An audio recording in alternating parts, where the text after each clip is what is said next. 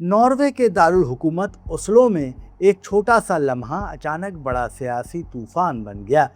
एक press briefing के बाद नॉर्वेजियन सहाफ़ी हेले लिंग ने वज़ीर आज़म नरेंद्र मोदी से इंसानी हुकूक और आज़ादी सहाफ़त पर चंद सीधे सवालात किए और फिर कहानी ने नया रुख ले लिया। Prime Minister Modi, why don't you take some questions from the freest press in the world? ख़ास बात ये थी कि ये सवालात एक ऐसे मुल्क में किए गए जो दुनिया के उन चंद ममालिक में शुमार होता है जहां प्रेस फ्रीडम इंडेक्स में सबसे ज़्यादा आज़ादी दी जाती है, जबकि दूसरी तरफ भारत की दर्जाबंदी मुसलसल नीचे जाती रही है।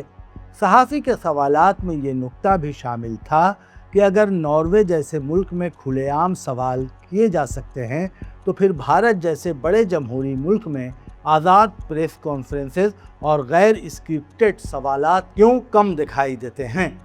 उन्होंने बराह रास्त पूछा, आज़ाद सहाफ़त से बचने की रवायत क्यों दिखाई देती है और इंसानी हुकूक पर आलमी ख़दशात का जवाब वाज़ेह अंदाज में क्यों नहीं दिया जाता। वज़ीर आज़म नरेंद्र मोदी ने इन सवालात का कोई जवाब नहीं दिया और आगे बढ़ गए, मगर यही खामोशी एक नई बहस को जन्म दे गई। चंद ही घंटों में सोशल मीडिया पर यह वाक़या वायरल हो गया और एक बार फिर भारत में प्रेस फ्रीडम और मीडिया की सूरत हाल आलमी बहस का हिस्सा बन गई। इसके बाद दावा सामने आया कि हेले लिंग के सोशल मीडिया अकाउंट्स मुअत्तल हो गए हैं, जिसने मामले को मज़ीद हसास बना दिया। हुकूमत के हामियों ने इस पूरे वाक़े को सियासी प्रोपेगेंडा करार दिया, जबकि नाक़दीन का कहना था कि असल मसला सवाल नहीं बल्कि सवालात से बचने का तासुर है। इसी दौरान ये बहस भी दोबारा सामने आई कि आलमी प्रेस फ्रीडम इंडेक्स में भारत की गिरती हुई पोजीशन इस बात की अलामत है कि मीडिया की आज़ादी पर सवालात बढ़ रहे हैं।